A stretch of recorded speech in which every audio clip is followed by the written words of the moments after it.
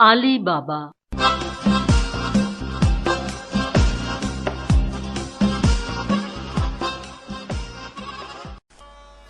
অনেক দিন আগেকার কথা। এক ছিল গরিব কাঠুরিয়া। বনে জঙ্গলে গাছ কেটে সেই গাছের কাঠ বাজারে বিক্রি করে সে সংসার চালাত। তার দুই ছেলে আর বউ নিয়ে কোনো রকমে সংসার করত। বড় ছেলের নাম কাশিম আর ছোট ছেলের নাম আলী বাবা। এভাবে চলতে চলতে একদিন কাঠুরিয়া মারা গেল। তবে মারা যাওয়ার আগে তার যা কিছু ছিল তা দুই ছেলের মধ্যে ভাগ করে দিয়েছিল। বাবা মারা যাবার পর বড় ভাই কাশিম বিয়ে করলো এক বড় লোকের মেয়ে সাকিনাকে। শ্বশুরের পয়সায় নিজেদের পুরনো ভাঙা বাড়ি ভেঙে তৈরি করলো মস্ত এক বাড়ি। এছাড়াও নানা রকম ব্যবসা শুরু করলো। দেখতে দেখতে কয়েক বছরের মধ্যে সে বিরাট বড় লোক হয়ে গেল। কাশিমের ভাগ্য ভালো হলেও আলী বাবার ভাগ্য ভালো ছিল না। তার বিয়ে হলো এক গরিবের মেয়ে আমিনার সঙ্গে। শ্বশুরের কাছ থেকে বেশি টাকা পয়সা না পাওয়ায় সে আগের মতো গরিব কাঠুরিয়াই থেকে গেল। দুই ভাইয়ের পাশাপাশি বাড়ি, একজনের বিশাল প্রাসাদ, লোকজন, দাসী মাদি চাকর বাকরেরা সব সময় গম গম করে।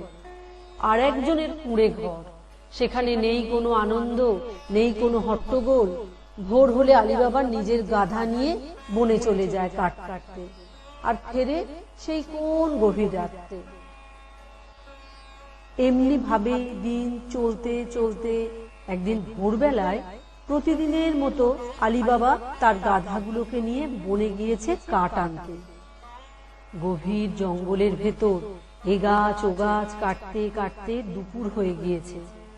হঠাৎ সে শুনতে পেল অনেক ঘোড়ার পায়ের শব্দ। গাছের উঁচু ডাল থেকে দূরে তাকিয়ে দেখল অনেক লোক ঘোড়ায় চড়ে আসছে। ঘোড়ার খুঁড়ের ধুলো কালো মেঘের মতো হয়ে গেছে। প্রত্যেকটা লোকের হাতে খোলা তলোয়ার। দুপুরের রোদে ঝকঝক করছে। ভয়ে আলী বাবার হাত পা কাঁপতে লাগলো। কি যে ব্যাপার আলী বাবা কিছুই বুঝতে পারছে না। সে গাছের পাতার আড়ালে লুকিয়ে খুব ভালো করে লক্ষ্য করতে থাকলো। কাঁপুনি এত বেশি হলো যে সে তার গামছাটা দিয়ে নিজেকে গাছের একটা মোটা ডালের সঙ্গে ভালো করে বেঁধে নিল। লোকগুলো আলী বাবা যে গাছে আছে তার উল্টো দিকের একটা পাহাড়ের নিচে এসে থামল। এবার আলী বাবা বুঝতে পারে এরা হলো ডাকাত। একবার যদি তাকে দেখতে পায় তাহলে আর তার নিস্তার নেই। সে যতটা পারল গাছের পাতার আড়ালে একেবারে সেটে রইল। আলী এবার লোক গুনে দেখে তারা সংখ্যায় 40 জন। তারা ঘোড়া থেকে নেমে দাঁড়ালো। তাদের মধ্যে একজনের চেহারা বিশাল দৈত্যের মতো। ইয়া বড় বড় গোঁফ, মুখে সাদা কালো লম্বা লম্বা দাড়ি, চোখ দুটো ইয়া বড় বড় লাল টক টক করছে। কোমরে ঝুলছে বিশাল তলোয়ার। আলী বাবা বুঝলো এই লোকটাই হচ্ছে দলের সর্দার।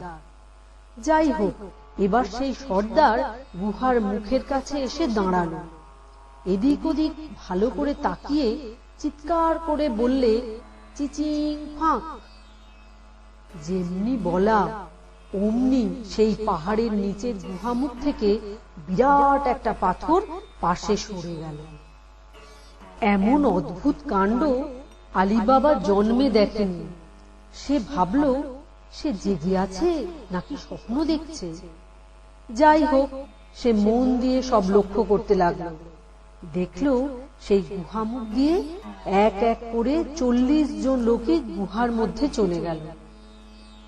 আলী বাবা গাছ থেকে নামতেও পারে না, চুপচাপ গাছের পাতার আড়ালে বসে থাকে। এইভাবে বসেছিল কতক্ষণ কে জানে। এক সময় হঠাৎ দেখলো গুহা থেকে 40 জন ডাকাত বের হয়ে এলো। সেই সর্দার লোকটা সবাইকে দেখে নিয়ে আবার গুহার সামনে দাঁড়িয়ে চিৎকার করে বললে, চিচিং বন্ধ। ব্যাস, বিশাল পাথর আবার সরে গিয়ে গুহার মুখ বন্ধ হয়ে গেল। আলী বাবা গাছের ডালে বসে মনে মনে জপতে লাগলো, চিচিং ফাঁক, চিচিং বন্ধ, চিচিং ফাঁক, চিচিং বন্ধ। ডাকাত সর্দার লাফিয়ে ঘোড়ায় উঠে বলল, ভাই সব চলো, আজ হিরাটের দিকে যাওয়া যাক। সঙ্গে সঙ্গে সবাই যে যার ঘোড়ায় উঠে চিৎকার করে ওঠে, হিরাট, হিরাট। আবার ঘোড়ার খুরের ধুলো উড়িয়ে চোখের নিমেষে বনের মধ্যে উধাও হয়ে গেল। কোনো সাড়া শব্দ নেই। এবার আলী গামছা থেকে নিজেকে খুলে ধীরে ধীরে নিচে নেমে এলো। ভাবতে লাগলো কি করবে। একবার গুহার মধ্যে গিয়ে দেখলে কেমন হয়। আবার ভাবে যদি আবার ডাকাতেরা ফিরে আসে। কিন্তু আবার ভাবে ওরা বললে হিরাট যাবে, সে তো অনেক দূর, এত তাড়াতাড়ি তো তারা ফিরতে পারবে না। তাহলে একবার ভিতরে গিয়ে দেখাই যাক। এইভাবে 7-5 ভাবতে ভাবতে দেখলো তার 3টে গাধা তার কাছে এসে দাঁড়িয়েছে। তখন সে গুহার সামনে গিয়ে চিৎকার করে বললে, চিচিং ফাঁক। তার কথা শেষ হতে না হতেই অত বড় পাথরটা গড়গড় করে সরে গেল। দেখলো গুহার ভিতরে যাবার রাস্তা। আর দেরি না করে আলী বাবা ভগবানকে ডেকে নিজের 3টে গাধা নিয়ে ভেতরে চলে গেল। গুহার ভিতরে ঢুকে আলী বাবার মনে হলো সে যেন মণি মানিক হীরা জহরতের দেশে এসে পড়েছে। সামনে পিছনে ডাইনে বাঁয়ে যেদিকে তাকায় বস্তা বস্তা সোনা হিরে মণি মানিককে ভর্তি। তার ভোর কাটতে বেশ কিছুক্ষণ সময় লাগলো। তারপর আর দেরি না করে সে কাঠ নিয়ে যাবার বস্তাগুলো সোনা দানায় ভর্তি করতে শুরু করলো। এইভাবে 3টে গাধা যতখানি মাল বইতে পারে ততখানি হীরা জহরত সে নিয়ে নিল। এবার গুহার বাইরে এসে এদিক ওদিক ভালো করে দেখে নিয়ে বললে, চিচিং বন্ধ। অমনি সেই পাথর গড়গড় করে গুহাপথ বন্ধ করে দিল। বাইরে তখন অন্ধকার নেমেছে। ভাবলো ভালোই হয়েছে, রাতের আঁধারে কেউ জানতে পারবে না বস্তায় কি আছে। হাঁটতে হাঁটতে বাড়ির পথে এগোলো। বাড়িতে এসে গাধার পিঠ থেকে ভারী ভারী বস্তাগুলো নামালো। বস্তাগুলো ঘরের মধ্যে নিয়ে এলো। বস্তায় কাঠ না দেখে আলীর বউ চিৎকার করে ওঠে, সারাদিন বনে গিয়ে তুমি কাঠ না এনে এসব কি এনেছো? কাঠ বিক্রি করে পয়সা না আনলে খাবারও জুটবে না। আলী তার কথা শুনে বললে, ঠিক আছে ঠিক আছে। তাই শুনে আমিনা আরো চিৎকার করে উঠে বললে, কি ঠিক আছে? বলছি ঘরে খাবার দানা পানি নেই, আর তুমি বলছো ঠিক আছে? বলো না তুমি সারাদিন ধরে কি করেছো, আর ওই বস্তায় কি এনেছো? এই কথা শুনে আলী বাবা একটা বস্তার মুখ খুলে ঘরের মেঝেতে উবুড় করে দেয়। সঙ্গে সঙ্গে হীরা সোনা জহরত ঘরের মেঝেতে ছড়িয়ে পড়ে। ঘরে হীরা মানিকের আলোয় চোখ ঠিকরে যায়। তাই না দেখে আমিনা ভয়ে হাউ মাউ করে ওঠে, ওগো এ তুমি কোথা থেকে ডাকাতি করে আনলে গো? আমাদের কি হবে গো? আলী শেষে ডাকাতি করলো। এই শুনে আলী আমিনাকে চুপ করতে বলে, কিন্তু আলী যত বলে আমিনাও তত বেশি চিৎকার করে। শেষে আলী বলে, কেউ শুনে ফেললে আমাদের খুন করে ফেলবে, তুই চুপ কর, আমার মাথা খা। অনেক কষ্টে আমিনাকে থামায় আলী বাবা। সব খুলে বলে আমিনাকে। আমিনা সব শুনে বলে, হ্যাঁ গো, আমার হাত পা যে ভয়ে পেটের মধ্যে চলে যাচ্ছে। তোমাকে কেউ দেখেনি তো? না না, কেউ দেখেনি, কেউ জানে না। তুই এক কাজ কর, আয় আমরা দুজনে এগুলো সব গুনে ফেলি। তাই শুনে আমিনা বলে, এ কি গুনা যায়? এ তো মাপতে হবে। কি দিয়ে মাপবি? আলী জিজ্ঞেস করে। আমিনা ভেবে নিয়ে বলে, সাকিনার কাছে একটা কুনকি আছে, ওটা দিয়ে ও চাল মাপে, ওটা চেয়ে আনে। এই কথা বলে সে কাশিমের বাড়ির দিকে ছুটল। কাশিমের বাড়িতে দরজায় টোকা দিল। এত রাত্রে দরজায় টোকা শুনে সখিনা ভাবে, কে আবার এলো এত রাত্রে? এই ভাবতে ভাবতে দরজা খুলে দেখে আমিনা দাঁড়িয়ে আছে। সখিনা ভাবে নিশ্চয়ই আবার টাকা চাইতে এসেছে। মুখটা বেজার করে বললে, এত রাত্রে কি চাই আমিনা? টাকা চাই বুঝি?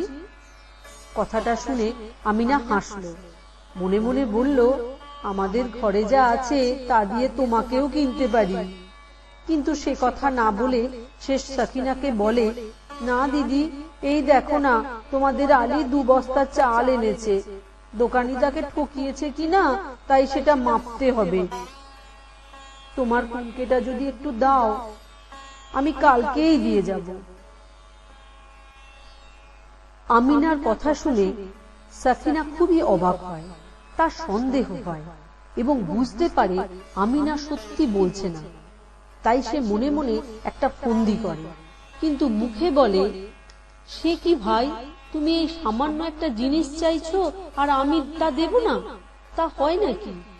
তুমি একটু দাঁড়াও, আমি কুনকে আনছি। এই বলে সখিনা কুনকে আনতে ভেতরে যায় আর সে কুনকের তলায় একটুখানি আঠা লাগিয়ে দেয়। আমিনা কুনকে নিয়ে নিজের বাড়ি চলে আসে। তারপর সারা রাত ধরে সে আর আলী বাবা সমস্ত হীরা জহরত মেপে নিল, কিন্তু তারা জানতেই পারল না কুনকের নিচের আঠায় একটা সোনার মোহর এঁটে থাকল। পরদিন সকালে আমিনা গিয়ে সখিনাকে তার কুনকে ফেরত দিয়ে এলো। আমিনা চলে যাবার পর সখিনা কুনকের তলাটা পরীক্ষা করে দেখলো সেখানে একটা বাদশাহী মোহর এঁটে আছে। তা দেখে সখিনা অবাক হয়ে গেল। আলী বাবা এত মোহর পেয়েছে যে কুনকে দিয়ে মাপতে হলো? কোথায় পেল এত মোহর? ভাবতে ভাবতে সে ছটফট করতে লাগলো, কখন কাসিমকে খবরটা দেবে। পরদিন কাসিম বাড়িতে এলে সখিনা একেবারে ঝাঁপিয়ে পড়ে। তার ওরকম পাগল পাগল অবস্থা দেখে কাসিম জিজ্ঞেস করে, কি হয়েছে তার? সে কথা শুনে সখিনা বলে, তুমি বড়লোক বলে বড়াই করো, ওদিকে তোমার ভাই ঘর ভর্তি মোহর এনে কুনকে দিয়ে মাপছে। তার কথা শুনে কাসিম বলে, তুই কি পাগল হলি? আলীর ঘরে মোহর আসবে কোথা থেকে? তুই শান্ত হ। সে কথা শুনে সখিনা তাকে সব কথা খুলে বলে আর তার কৌশলের কথাও বলে। সে কথা শুনে কাসিম বলে, সত্যি সখিনা, তোর বুদ্ধির জবাব নেই রে। কিন্তু কথাটা ভেবে কাসিমও মনে মনে হিংসায় জ্বলে উঠল। মোহর গুনছে কুনকে দিয়ে।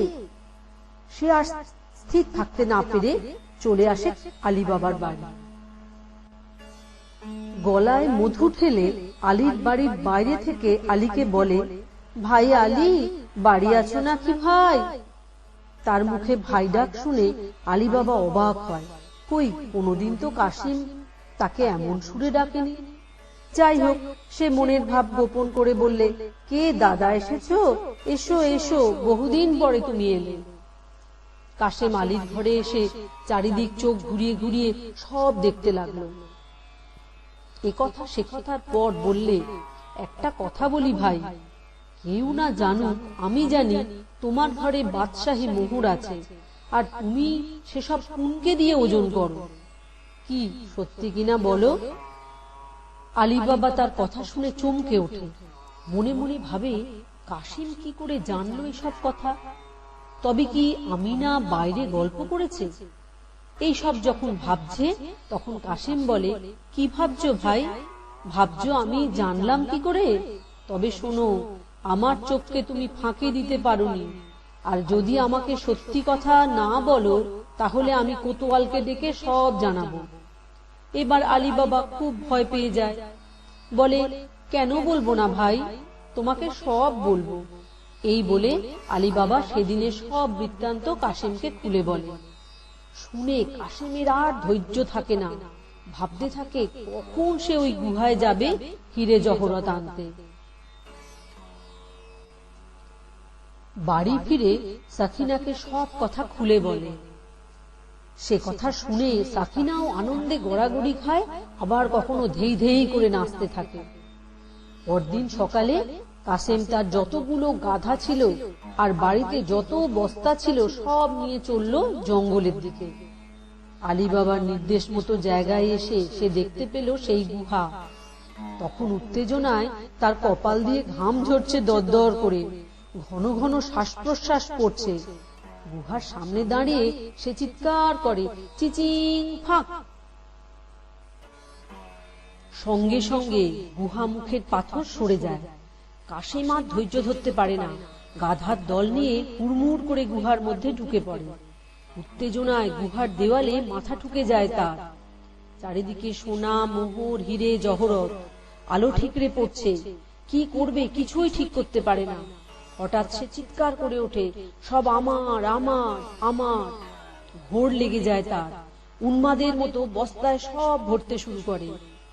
এইভাবে একসময় সব বস্তা ভরা হয়ে যায় তার। বস্তার ভারে গাধাগুলো নড়তে পারছে না, তবুও কাসেম থামে না। আরো একটু করে হিরে জহরত পুরো। এবার ফিরতে হবে, কিন্তু গুহার পাথর সরাবার মন্ত্রটা যেন কি? হ্যাঁ, মনে পড়েছে। আলু ফাঁক চিৎকার করে বলে, কিন্তু পাথর সরে না। তবে কি যেন কথাটা? এবার সে বলে, বেগুন ফাঁক, কুমড়ো ফাঁক, উচ্ছে ফাঁক, কিন্তু পাথর সরে না। উন্মাদের মতো ছোটাছুটি করতে থাকে সে। এবার চিৎকার করে আলী বাবার নাম ধরে ডাকে। কাঁদতে কাঁদতে গুহার পাথরের মেঝেতে বসে পড়ে, কিন্তু গুহার মুখের পাথর সরে না। বারবার চেষ্টা করে কাসেম, কিন্তু দরজা আর খোলে না। ভয়েতে তার মুখ শুকিয়ে যায়, গায়ের জামা কাপড় ভিজে গিয়েছে ঘামে। সর্বনাশ, আমার আর রক্ষে নেই, রক্ষে নেই। এই কথা বলতে বলতে সে ধুলায় লুটিয়ে পড়ে। ইতিমধ্যে বাইরে ডাকাতের দল এসে যায়। সর্দার গুহার সামনে দাঁড়িয়ে চিৎকার করে, চিচিং ফাঁক। গুহার পাথরের দরজা খুলে যায়। ডাকাত সর্দার দেখতে পায় গুহার মেঝেতে কাসেম বসে আছে। এবার কাসেম উঠে দাঁড়িয়ে ডাকাতের সর্দারকে ধাক্কা দিয়ে সরিয়ে বের হতে চায়, কিন্তু অন্য ডাকাতেরা তাকে ধরে ফেলল। এবার সর্দার তার খোলা তলোয়ার কাসেমের পেটে ঢুকিয়ে দিল। আর্তনাদ করে লুটিয়ে পড়ল কাসেম। গুহার মধ্যেই প্রাণ ত্যাগ করল সে। ডাকাত সর্দার বললে, ওকে 4 টুকরো করে কেটে দেওয়ালে ঝুলিয়ে রাখ। সর্দারের আদেশ শুনে তক্ষুনি কাসেমের দেহ 4 টুকরো করে গুহার দেওয়ালে টাঙিয়ে দিল এক ডাকাত। এদিকে বাড়িতে কাসেমের বউ ঘন ঘন পান চিবোচ্ছে আর ছটফট করছে, কখন কাসেম ধনরত্ন নিয়ে ফিরবে। আবার মাঝে মাঝে ভয় পাচ্ছে, যদি তাকে ডাকাতেরা ধরে। এই সব ভাবতে ভাবতে রাত গভীর হয়ে গেল। সকিনার চোখে আর ঘুম আসে না। রাতে কিছু মুখেও দিতে পারেনি। দেখতে দেখতে রাত কেটে গিয়ে ভোর হয়ে যায়। কাসেম ফিরছে না দেখে এবার সকিনা আলী বাবার বাড়ি দৌড়ে যায়। বলে, ভাই আলী, কাসেম তো এখনো ফিরল না। তার কি কোনো বিপদ হলো? তুমি একটু খোঁজ নাও না ভাই। তার কথা শুনে আলী বাবার বুকটা ছ্যাঁক করে উঠল। এমন তো হবার কথা নয়, তবে কি হলো? কিন্তু মনের ভাব গোপন করে সকিনাকে বললে, অত উতলা হচ্ছ কেন? দাঁড়াও, কাসেম ভাই অনেক ধনরত্ন আনছে তো, তাই ফিরতে দেরি হচ্ছে, এবারে এসে যাবে। এই করতে করতে দুপুর হয়ে গেল, কিন্তু কাসেম আর ফিরল না। সকিনা এবারে কান্নাকাটি করে একেবারে হুলুস্থুলু কাণ্ড বাঁধিয়ে তুলল। অগত্যা আলী বাবা কাসেমের খোঁজে বের হয়ে পড়ল।